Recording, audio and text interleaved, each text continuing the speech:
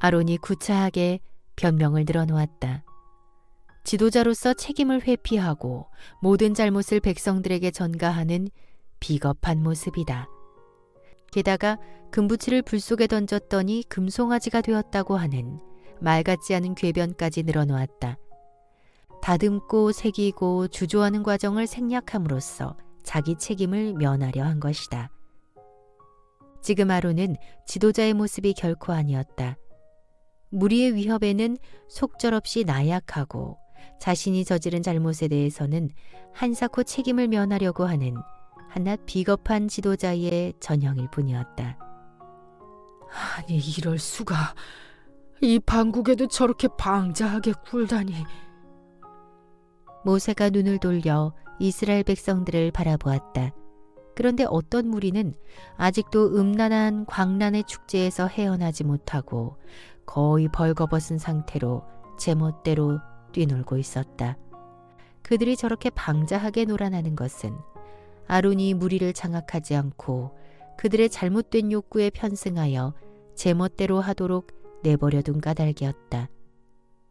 그래서 이스라엘 백성들은 원수들의 조롱거리가 되고 그 결과 하나님의 영광이 크게 가려진 것이다.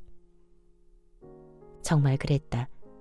시내산에서 금송아지 신상을 만들어 섬기는 이스라엘 백성들의 행위는 이집트 사람들의 조롱거리가 되기에 충분했다.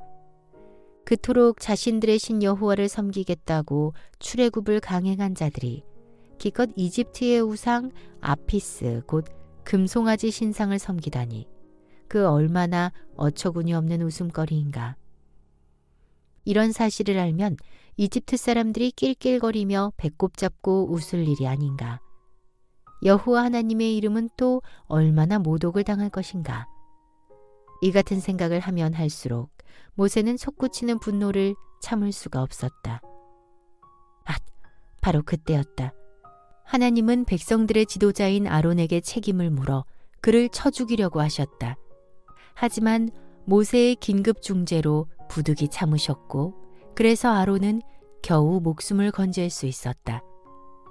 그런 와중에도 여전히 방자하게 구는 무리를 바라보게 된 모세는 화가 솟구쳤다. 그래서 백성들의 진영 앞에 서서 크게 외쳤다. 여러분 들으시오.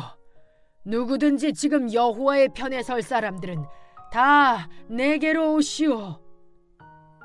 우리는 모두 여호와의 편에 서겠습니다. 모세의 말에 레위 지파의 사람들이 조금도 망설이지 않고 우르르 앞으로 나왔다. 그러자 모세가 레위 지파의 사람들에게 말했다. 모두 고맙소. 여러분은 이제 내 말대로 행하시오.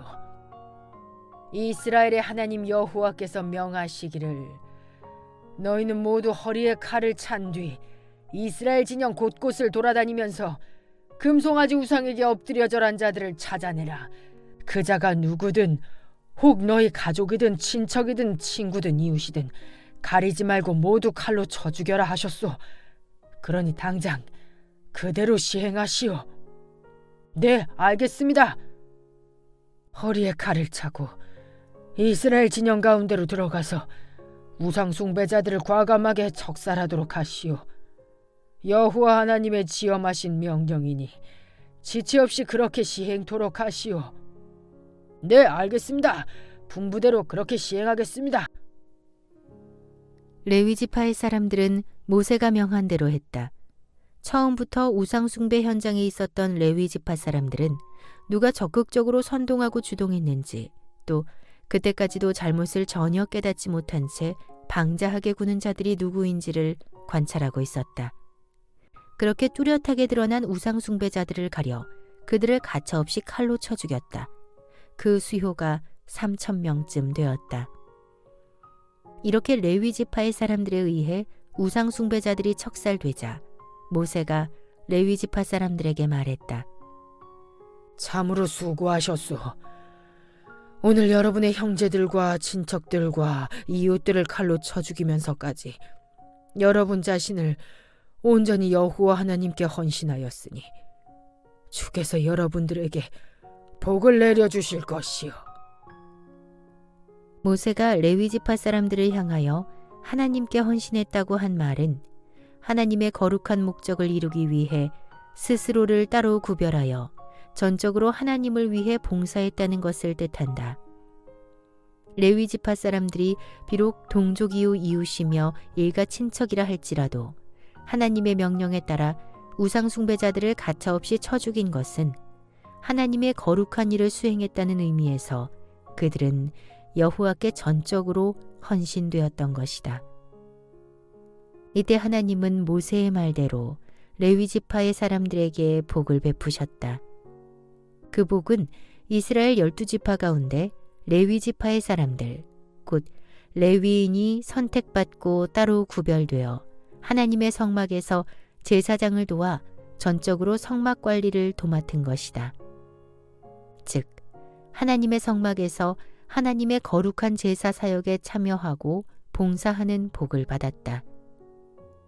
이튿날 모세가 백성들에게 말했다. 여러분은 하나님 앞에 정말 큰 죄를 지었습니다. 이제 내가 여호와 앞으로 나아가 여러분의 죄를 용서받을 수 있도록 빌어야겠습니다.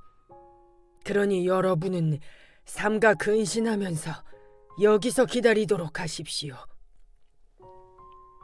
그런 뒤 모세는 다시 여호와 하나님이 강림해 계시는 시내산 정상으로 올라갔다. 올라가는 내내 발걸음이 무거웠고 마음이 아팠다. 백성들이 지은 엄청난 죄를 생각하니 하나님을 뵐 면목조차 없었다. 마침내 시내산 정상에 오른 모세는 무릎을 꿇고 얼굴을 땅에 묻은 채 주께 빌었다. 오 주여, 이 백성이 실로 엄청난 죄를 지었습니다. 참으로 배은망덕하게도 그들이 금으로 송아지 신상을 만들어 섬겼습니다. 하나님은 침묵하신다.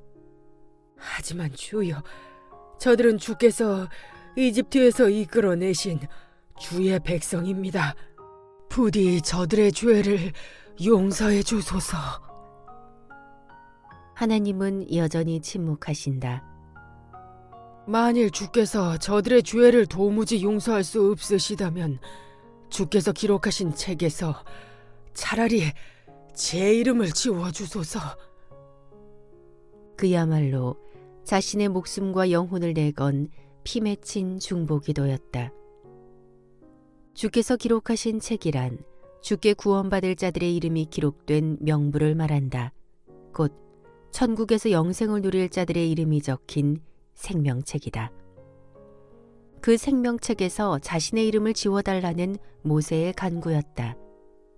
이스라엘 백성들의 죄사함을 위해 자신의 영생까지 포기하겠다는 결연하고도 필사적인 간구였다. 그제야 주께서 입을 여셨다. 아니다, 모세야. 어찌 네 이름을 지을 수 있겠느냐.